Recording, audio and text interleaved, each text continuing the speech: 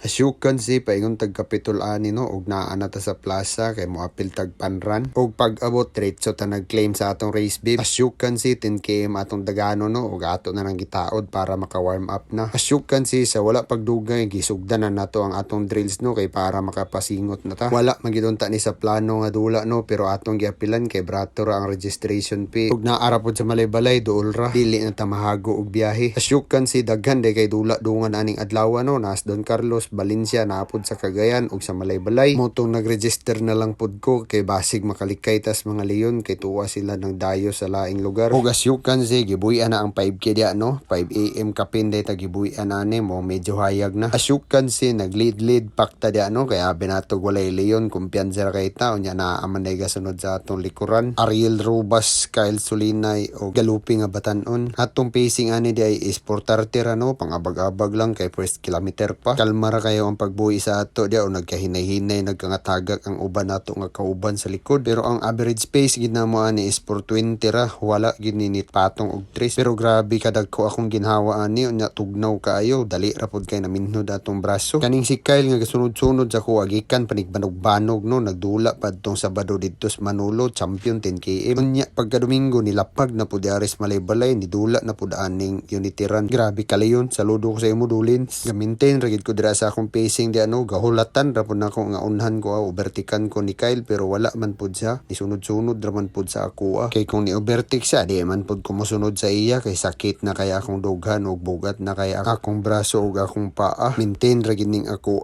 kay bali longran ra unta ning ako ba pero naaman tay leon nga nasugatan abi ko bagtua sila ng dayo sa laing lugar pero gusto unta gyapon ko mopatong og 3 nga pace no pero di man ako makaya kay gasakit naman akong dughan ug akong kilid mo nang gi-maintain ra pud nako akong pace ug wa na ako nagpa-pressure dia nga ako pangkusgan kay mabiyaan mangyapon ko ani pag-abot sunahan. Lahi ra gid atong kondisyon ug ginhawa pag-abot aning dagan no kung taas-taas atong pahulay kay tungod lagi sa off-season mura gid tagbaguhan ba nibalik gid tag-uno para sa atong experience mo nang gaanday-inday ra tagdagan dia. Dili ra noon kayo siya sakit no kay wala man ta nagpa-pressure pero ako nga paningkamutan nga mopatong og 3 pakusgan gamay pero pag-abot sunahan mo binhod man akong kamot ug akong tiil mo nang sa aning dula pag-abot sa turning point gibiyaan na dayon kung Kyle dia no kay murag giburingan na sa sigsunod-sunod sa kuha kay murag easy ra kayo para sa iya mo nang gikikan na kunya pag-abot sa turning point mat-an na gyapon kayong bataa sa sigig dula-dula grabe na gid ka leon. Asyukan si nagkahinay-hinay na gid tagkabita dia no ug nilayo na gid na si Kyle sa tuwa nga niabot na og 200 meters ug halos di na nato magitan pero naara sa dia asunahan. Nag-maintain ra gid ko dia sa akong pacing ug wala na nako gibalak nga akong gukuron kay kabalo ko di gid ako maagwanta ang iyang kusog kay grabe ka kondisyon bataa. Maong nag-maintain ra pod ko og alalay ra sa akong pace kay basig maapsan ko sa gasunod sa kuha gabante-bante ra man pod ko dia kay basig matuhog tag kalitad tong gasunod ba. Ug aning pagpabahada nga dalana nakakuha tag pace nga 4:17 dire no pero ni sakit atong kilid kay grabe ka bugat ang atong dinaganan bugat kay atong lawas sakit-sakit gid siya kay downhill magud ni unya taas-taas pod ba munang dili kayo ta makapugong kay grabe pod katsada isikad pagbahada na lagi pag-abot og patag di na din nato bation ng sakit og ang atong kabalaka kay ato mangipatulan ang bahada pero wala ra pod baya ko nakaundang no nakaya natog maintain natong dinaganan para lang ani mahuman ang atong dula wa man gid tay main target aning dula ano ang atuwa lang is maka 10K ta aning adlaw sa Domingo kay mao lagi kinahanglan pod makalongran at the same time makadagan og panran sada pod baya sa ginawa ng natay gagukuro no og naapoy gagukod sa atua pero kung wala pod ka sa kondisyon mabalaka gid ka kay maapsan baka nimo o ikaw ang maapsan sa kontra ana na maginang dagan ang makadaog katong pinakakusgan kung alang-alang imong karga inday-inday na lang gid tani hangtod nga mahuman. Ang importante ra nga safe ta paghuman sa race ug makarecover ta dayon malipayon nga nahuman ang atong dula di na ta magmaymay kung unsa manggaling ang makuha padayon lang yapon sa kalihukan kay maabot ra gyapon ang panahon nga ato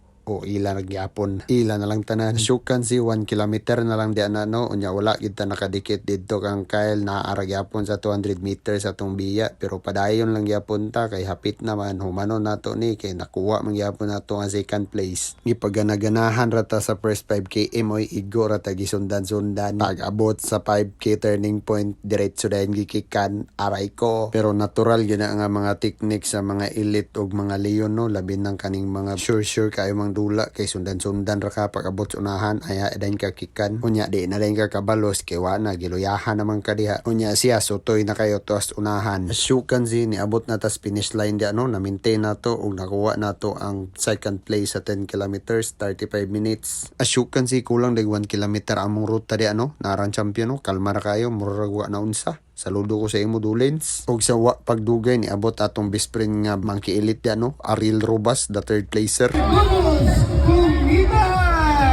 O gitawag na atong pangalan di ano gisuot na rin sa tuwang atong medal then ato din cash prize nga consolation prize. Nahala lihok tao aray ko.